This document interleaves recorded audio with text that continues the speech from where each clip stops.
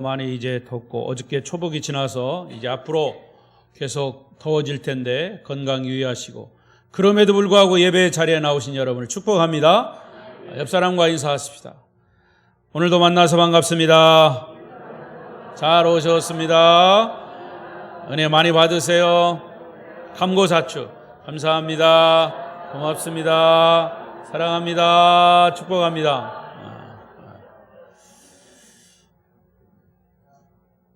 혹시 비대면 영상으로 예배하시는 분들 계시면 그 가운데도 하나님의 크신 은혜가 함께 하시기를 바랍니다. 저는 주일 낮 예배에는 요한복음을 계속 이어서 설교하고 있습니다. 그리고 제가 여러분에게 우리 요한복음을 30번 읽으시라고 숙제를 드렸습니다. 잘 읽고 계시죠? 잘 읽고 계시죠? 네. 대답하시는 분들은 다 읽어야 합니다. 30번 읽고 나시면 하나님이 여러분에게 큰 엄청난 상을 주신다고 제가 말씀을 드렸는데, 여러분 그 상이 어떤 상일 것 같습니까? 사람마다 좀 다르겠지만 제가 이 시간에 하나님이 어떤 상을 주실까, 또 미리 말씀을 먼저 드린다면 그 상은 30번 읽는 동안에 혹은 그 전에 여러분이 예수 그리스도를 인격적으로 만나게 될 것입니다. 아멘. 그거보다 더 큰 상은 없습니다. 그 상을 기대하시고 요한복음을 30번 꼭 읽으시길 바랍니다. 오늘 말씀의 주제는 하나님의 영광을 보라입니다. 다 같이 큰 소리로 제목을 읽어보십시다. 시작. 하나님의 영광을 보라. 하나님의 영광을 보라. 자, 먼저 오늘 본문 14절 말씀을 읽겠습니다. 14절 말씀입니다. 시작. 말씀이 육신이 되어 우리 가운데 거하심에 우리가 그의 영광을 보니 아버지의 독생자의 영광이요 은혜와 진리가 충만하더라. 이 말씀에서 그의 영광을 보니에서 그의 영광은 예수님의 영광이 되기도 하고 하나님의 영광이 되기도 합니다. 자, 그런데 이 하나님의 영광을 본다, 예수님의 영광을 본다라고 하는 말의 의미를 깨닫는 것이 오늘 말씀의 핵심입니다. 하나님의 영광을 본다. 여러분, 오늘 말씀에 깨닫는 은혜가 있으시기를 바랍니다. 흔히 우리가 본다라고 하는 것은 우리 육신의 두 눈으로 어떤 물건을, 어떤 물체를 살피는 것을 본다 그럽니다. 본다. 여러분 옆 사람을 좀 보세요. 보입니까? 예. 그래서 보는 연습을 잘 해야 합니다. 근데 여러분 설교만 하면 감는 연습을 하시라고. 그러니까 보는 연습을 하세요. 육신의 눈으로 본다라고 하는 것. 자, 그런데 오늘 성경에 하나님의 영광을 본다라고 하는 이 뜻도 언뜻 생각하기에 우리의 눈에 들어오는 어떤 물체를 보는 것으로 이해할 수 있어요. 하지만 육신의 눈으로 보는 것으로만 본다를 얘기하지 않습니다. 영적인 눈으로 보는 것도 보는 것으로 이해를 하죠. 자, 그 좋은 예가 있습니다. 성경에 세례 요한이 요단강에서 예수님에게 세례를 베풀 때 성령이 비둘기같이 주님의 머리 위에 내려앉는 것을 보았다 그랬어요. 자, 요한복음 1장 32절입니다. 이 글씨를 보십시오. 같이 읽겠습니다. 시작. 요한이 또 증언하여 이르되 내가 봄에 성령이 비둘기같이 하늘로부터 내려와서 그의 위에 머물렀더라. 여기 성령이 비둘기같이 하늘로부터 내려와서 예수님의 머리 위에 머물러 있는 것을 세례 요한이 보았다 그랬어요. 그래서 여기 요한복음 1장 32절에 보다라고 하는 동사와 1장 14절, 오늘 본문의 14절에서 하나님의 영광을 보다라고 하는 단어는 똑같은 단어입니다. 자, 그런데 세례 요한은 예수님 위에 머물러 있는 성령이 비둘기같이 임하는 것을 보았는데요. 그곳에 수많은 사람들이 있었습니다. 그런데 성령이 비둘기같이 임하는 것을 본 사람은 아무도 없고 세례 요한만 본 겁니다. 육신의 눈으로 볼 수 있는 그런 현상이 아니었기 때문이죠. 육신의 눈으로 볼 수 있는 많은 사람들이 있었지만 그들은 그것을 못 보고 영적인 눈을 가지고 세례 요한은 예수님 위에 머물러 있는 성령을 보셨다 그랬어요. 그러면 하나님의 영광을 본다라고 하는 것이 무엇일까요? 우리 신앙인들은 하나님의 영광을 본다라고 하는 의미를 바로 깨달아야 더 확신 있는 믿음을 가질 수 있습니다. 따라서 저는 오늘 이 설교 제목대로 하나님의 영광을 본다라고 하는 의미를 잘 풀어서 말씀드림으로 인하여 여러분의 신앙에 새로운 동력을 드리려고 합니다. 깨닫는 은혜가 있으시기를 바랍니다. 자, 그러면 첫 번째로 하나님의 영광을 보는 것, 이것은 하나님을 믿는 것이다. 하나님의 영광을 보는 것은 하나님을 믿는 것이다. 시작. 그러니까 이것을 줄여서 보는 것은 믿는 것이다. 시작. 그렇습니다. 굉장히 단순하죠? 보는 것은 믿는 것입니다. 원래 이 진리는 복잡하지 않고 단순해요. 자, 보십시오. 히브리서 11장 1절, 우리가 너무나 잘 아는 말씀이죠. 믿음은 뭐냐? 시작. 믿음은 바라는 것들의 실상이요 보이지 않는 것들의 증거니라 그랬어요. 믿음은 육신의 눈으로 보이지 않아도 내가 바라고 원하는 것들, 보이지 않는 것들, 이런 것들이 보여지는 것이 믿음인 것입니다. 여러분, 하나님을 믿습니까? 하나님이 여러분의 눈에 보입니까? 안 보이지만 하나님은 영이시기 때문에 하나님이 계신 것을 우리가 믿는 것이죠. 그러니까 영적인 눈으로 보는 겁니다. 그게 믿는 거라 그 말이에요. 빌립이 예수님께 하나님을 보여달라고 요청했습니다. 빌립 집사 알죠? 빌립이 예수님에게 하나님을 보여달라고 그렇게 요구했을 때 예수님께서 어떻게 대답하셨느냐 보십시다. 요한복음 14장 10절 11절 또 크게 읽습니다. 시작. 내가 아버지 안에 거하고 아버지는 내 안에 계신 것을 네가 믿지 아니하느냐? 내가 너희에게 이르는 말은 스스로 하는 것이 아니라 아버지께서 내 안에 계셔서 그의 일을 하시는 것이라. 내가 아버지 안에 거하고 아버지께서 내 안에 계심을 믿으라. 그렇지 못하겠거든 행하는 그 일로 말미암아 나를 믿으라. 이 10절 11절 이 말씀을 예수님이 빌립에게 하신 대답을 한마디로 요약하면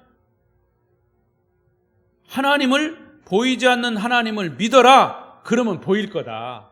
그런 얘기예요. 그러니까 하나님을 보여달라고 하는 빌립에게 예수님이 대답하신 것은 믿어라. 그냥 하나님을 믿어라. 그러면 하나님을 볼 것이다. 그런 말이죠. 그러니까 하나님을 믿는 것이 하나님을 보는 것이다 라는 의미로 주님이 대답하신 겁니다. 여러분, 믿음은 하나님에 대한 사람들의 인격적인 반응입니다. 따라하십시오. 또 믿음은 하나님께 대한 반응이다. 그러니까 여러분이 하나님의 말씀을 같이 설교 시간에도 읽고 또 제가 묻고 대답은 제가 다 하지만 이렇게 자꾸 하는 것은 아멘하고 찬양하고 할렐루야 하는 것은 하나님을 향한 반응입니다. 여러분, 하나님 믿지 않는 사람은요, 내가 당신을 위해서 기도할게요. 그래서 제가 같이 기도하잖아요. 그러면 아멘 하지 않습니다.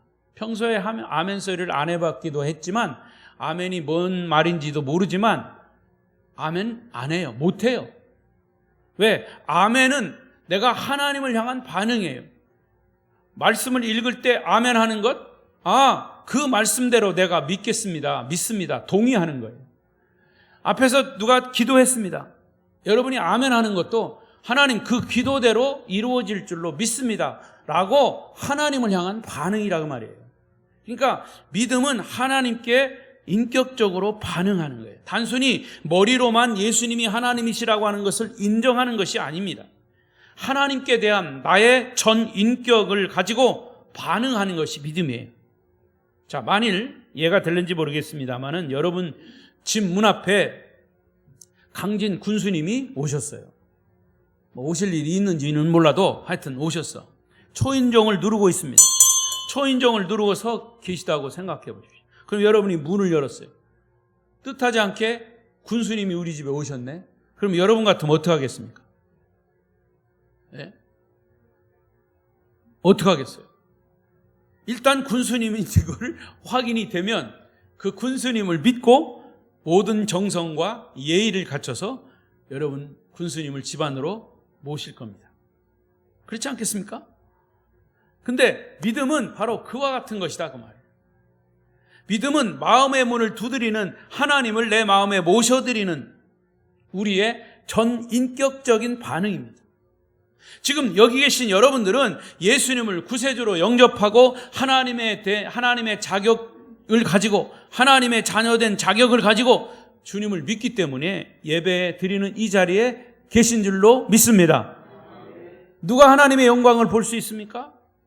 예수님은 나의 하나님이십니다. 예수님은 나의 구주이십니다. 라고 고백하고 믿는 자가 하나님의 영광을 볼 수 있다는 거죠.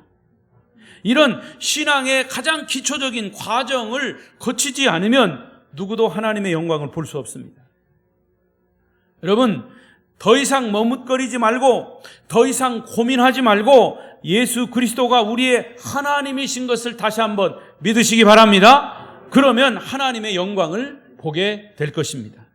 하나님을 믿는 것이 하나님을 보는 것이고 하나님을 보는 것이 하나님을 믿는 것입니다. 하나님의 영광을 여러분들이 조금이라도 보고 또 믿고 이런 사실 영적인 것을 경험한다면 여러분 우리의 신앙은 흔들리지 않아요.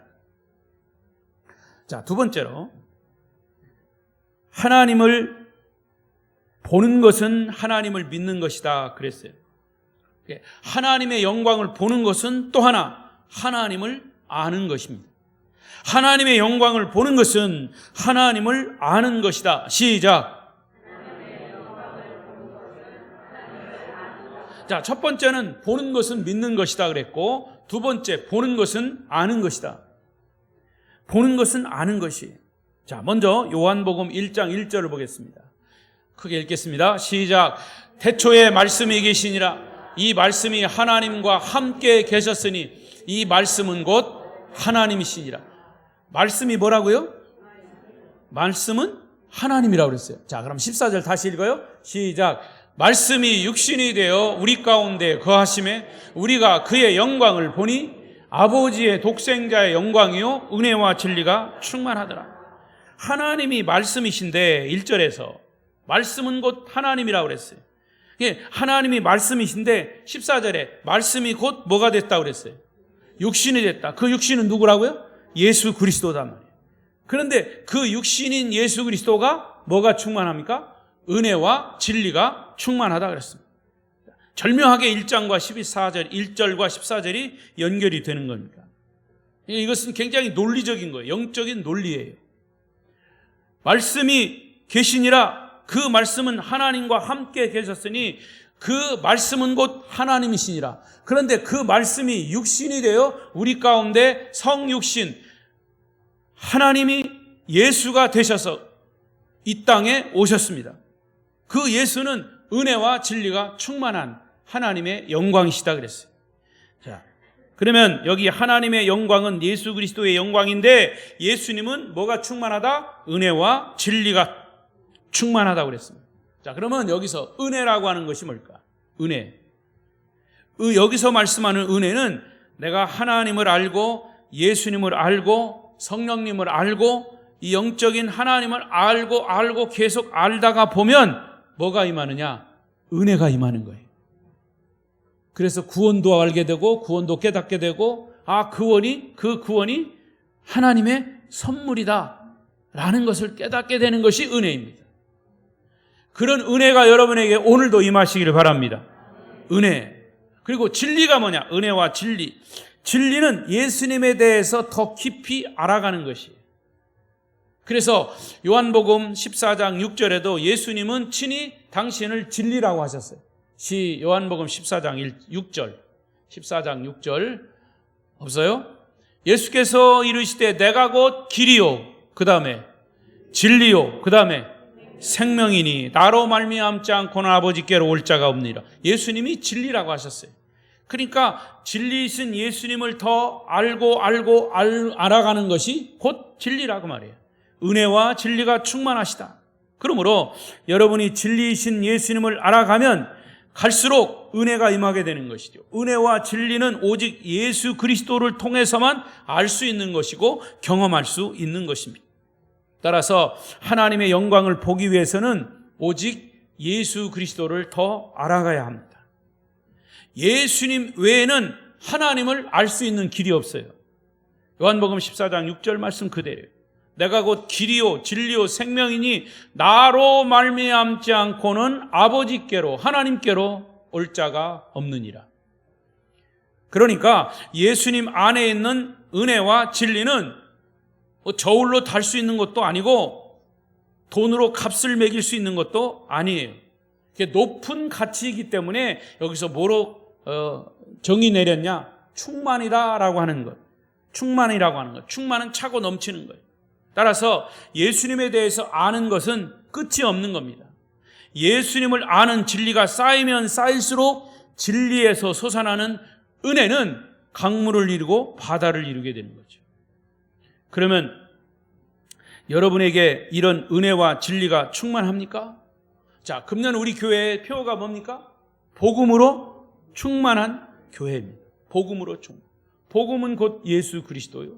예수 그리스도는 오늘 말씀에 근거한다면 은혜와 진리가 충만한 분이시에요. 그러니까 결국에는 교회는 은혜와 진리가 충만해야 합니다. 은혜와 진리가 충만하면 교회의 모든 문제는 그 은혜와 진리로 다 해결돼요. 할렐루야. 자, 성경에서 은혜와 진리가 충만한 사람을 찾아보면 많이 있지만 우리가 금방 이해할 수 있어요. 그 주인공이 누구냐 하면 사도 바울입니다. 사도 바울은 본인을 죄인 중에 괴수라고 고백했던 사람이에요. 그는 자기가 지은 죄를 생각하면 가장 큰 괴수, 죄인 중에 괴수일 수밖에 없다고 생각을 했어요. 그는 예수를 알지 못할 때 스데반 집사를 죽이는 죄인이었어요. 교회를 박해하는 데 앞장섰던 죄인이었죠. 그래서 바울은 자신이 세상에서 구원받을 가능성이 없는 사람으로 생각했었어요. 그러나 하나님은 이런 죄인 중에 괴수를 불러서 용서해 주실 뿐만 아니라 영광스러운 복음을 전하는 사도로 세우셔서 세상의 많은 영혼들을 구원하는 일꾼으로 삼으셨어요. 얼마나 은혜가 충만한 사건입니까? 얼마나 신비한 진리입니까? 바울은 예수님을 만난 지 거의 30년이 지나게 될 때 디모데 전후서를 이제 편지를 쓰면서 과거의 자신을 떠올리면서 디모데에게 이렇게 권면했습니다. 디모데전서 1장 14절 시작. 우리 주의 은혜가 그리스도 예수 안에 있는 믿음과 사랑과 함께 넘치도록 풍성하였도다. 사도 바울이 복음을 전하면서 30년이 지났습니다. 1차, 2차, 3차 전도 여행을 마치고 이제 디모데 전후서를 기록하면서 그가 자기의 고백도 고백이지만 디모데에게 이런 편지를 쓴 거예요. 나에게 주의 은혜가 그리스도 안에 있는 믿음과 사랑과 함께 넘치도록 풍성했다. 하나님이 바울에게 얼마나 많은 은혜를 베푸셨는지 믿음과 사랑이 넘치고 또 넘치고 넘치는 나머지 풍성했다 그랬어요. 자, 그렇다면 여러분도 하나님의 영광 보기를 원하십니까? 그렇다면 은혜와 진리가 충만하신 예수님을 알고자 하는 그런 간절함, 그런 갈증이 있어야 합니다. 예수님은 단순히 우리가 학교에서 배운 4대 성인의 한 사람이 아니에요. 존경함으로 배우고자 하는 죽은 지식의 대상도 아닙니다. 우리 예수님은 살아계신 하나님 자신의 인격체이시고 그런 형상이심을 여러분 다시 한번 깨우치시기를 바랍니다. 우리는요, 사회생활을 하면서 많은 사람들을 만납니다. 사람을 알고 만난다고 하는 것은 돼지나 소나 이 짐승을 만나는 것과는 달라요. 그렇게 비교를 해서 이상하지만 돼지나 소는 겉만 보면 돼요.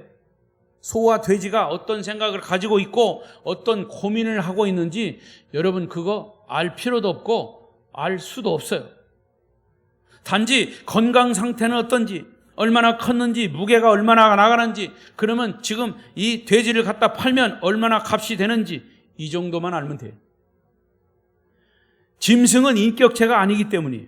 그러나 사람과 사람의 만남은 인격적인 것이기 때문에 한 번 만나서 아는 것으로는 진짜 안다고 할 수 없어요. 사기꾼들은요, 대부분 보면 처음 만났는데도 굉장히 친절합니다. 여러분, 이단들도요, 자기 그 이단으로 끌어들이려고 처음 만났는데도 엄청 잘해요. 엄청 잘 섬기고. 근데 나중에 보면 딴 생각을 가지고 있다는 거죠.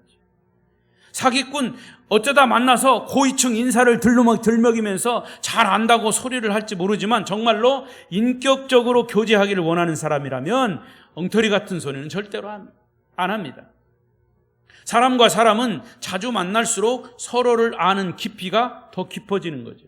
그러다가 어느 날부터인가 속에 가지고 있는 생각을 나누는 관계가 될 때 그 사람을 내가 조금 안다 이렇게 말하는 것이죠.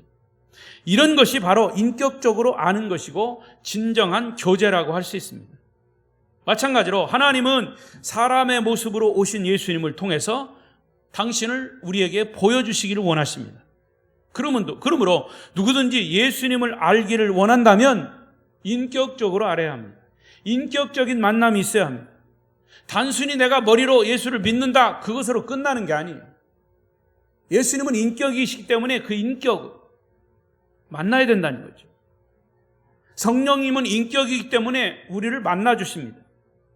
인격적 지식은 조금 아는 것으로 다 한다고 할 수 없는 거죠. 사람과의 관계도 진지한 만남을 통해서 그 사람을 경험하고 체험하고 더 알고 싶어 하는데 하물며 은혜와 진리가 충만하신 주님을 알고 주님과 교제하는 것이라면 더할 나위가 없는 거죠. 내 평생의 소원, 내 평생의 소원, 대속해 주신 사랑을 간절히 알기 원하네. 간절히 알기 원하십니까? 주님의 그 사랑을, 대속해 주신 사랑을, 구원을 주신 그 은혜를 간절히 알기를 원하십니까? 그런 갈증이 여러분에게 있습니까? 그런 갈증이 지금도 여전히 여러분에게 있다면 여러분은 예수님을 인격적으로 알고 교제하는 사람으로 저는 인정합니다. 오늘 저는 다시 한번 성도 여러분에게 진지하게 도전을 드리고 싶습니다. 여러분은 예수님을 정말 얼마나 깊이 알고 있습니까?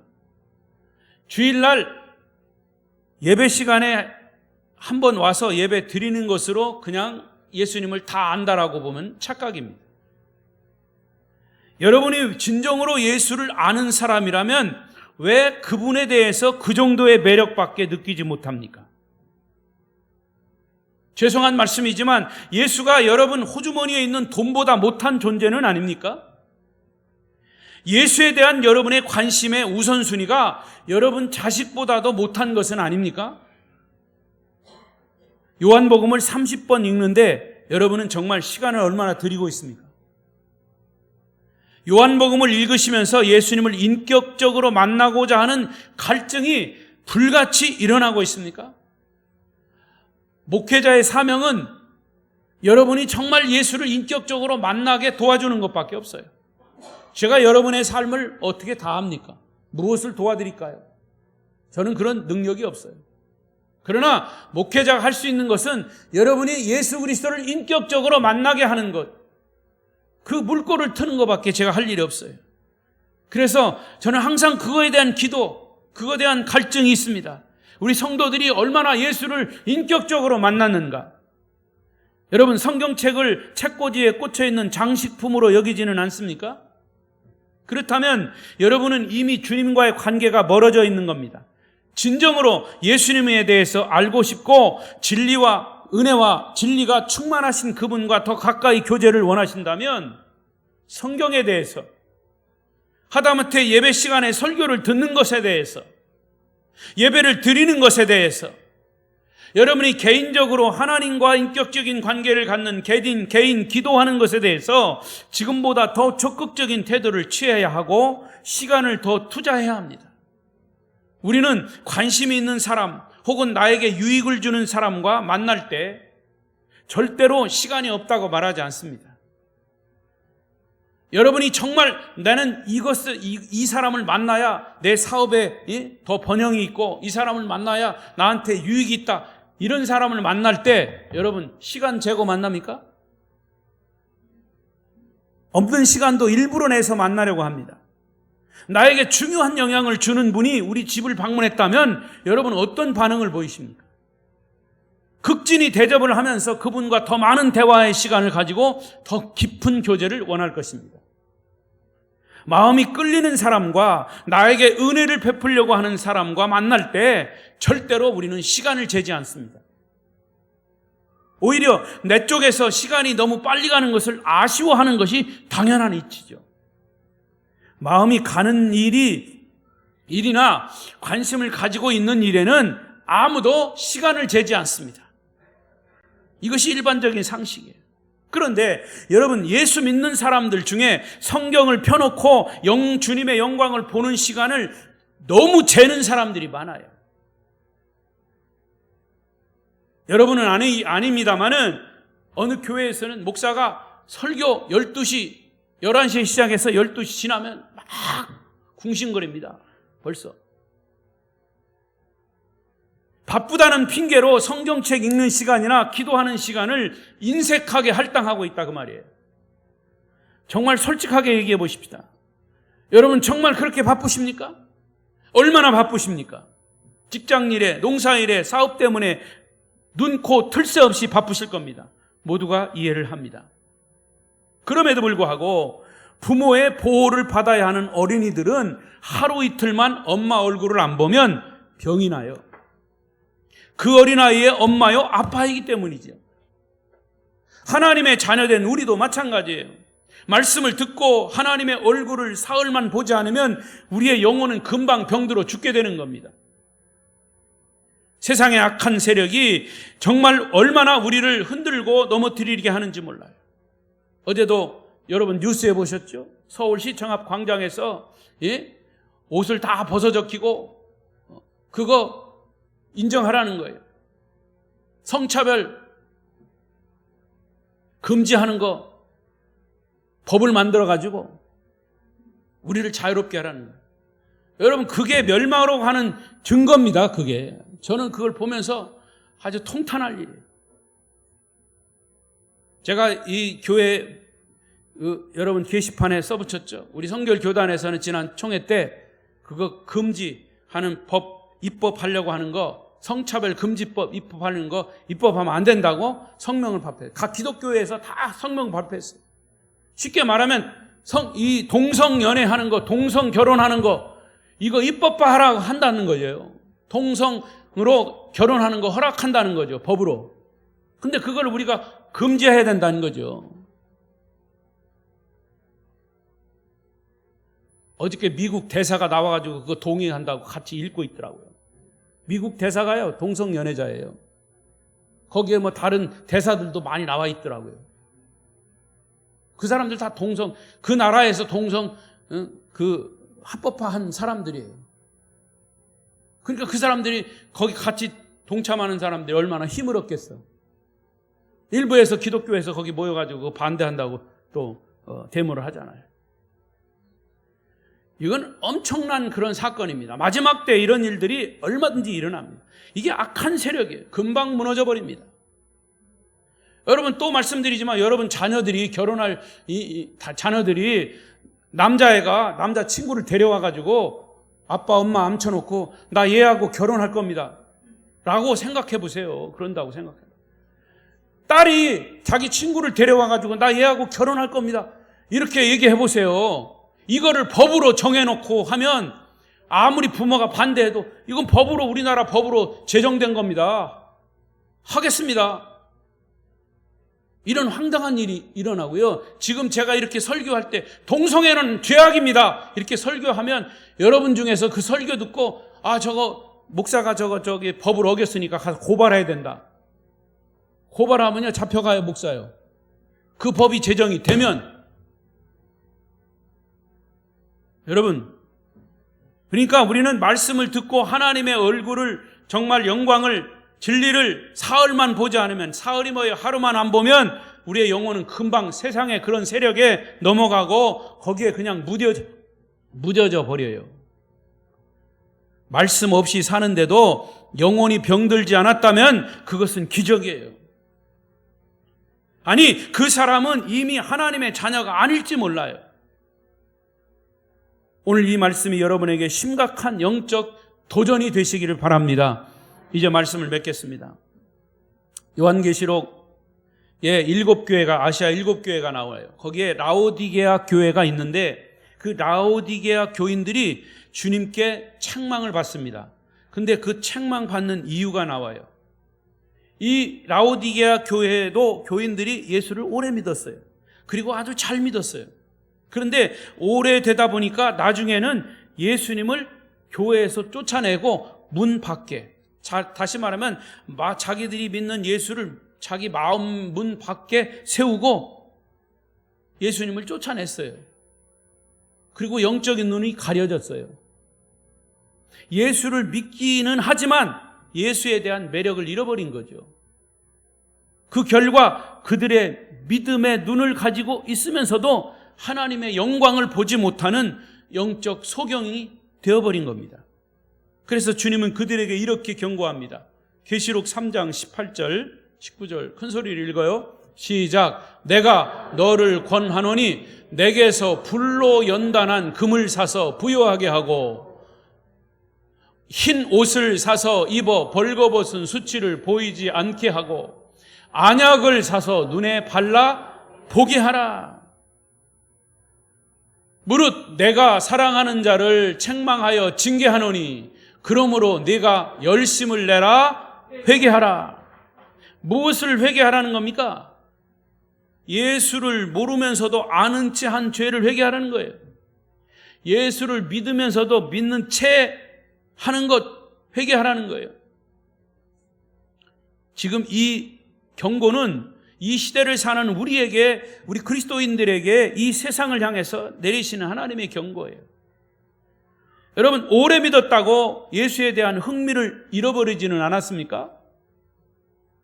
나이가 많다고 직분을 가졌다고 마음속에 교만이 자리 잡고 있지는 않습니까?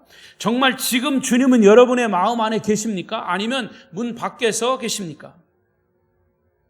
주님이 여러분의 문 밖에서 문을 두드리시는데 아직도 마음의 문을 열지 않고 계시지는 않습니까? 아무쪼록 주님과의 만남을 위해서 언제든지 여러분의 마음의 문을 활짝 여시기를 바랍니다. 우리 아름다운 교회 성도들은 정말 목마른 사슴이 시냇물을 찾기에 갈급함같이 하나님의 영광을 보는데, 은혜와 진리를 사모하는데, 예수 그리스도를 사모하는데 더욱더 많은 갈급함과 갈증이 일어나야 합니다. 목사님, 우리 성경 공부 시켜주십시오. 말씀을 더 알고 싶습니다. 이런 요구가 막 들어와야 돼요. 그래서 하나님의 영광을 보고 은혜와 진리로 충만한 아름다운 교회 성도들이 되시기를 축복합니다. 축복합니다. 기도하겠습니다.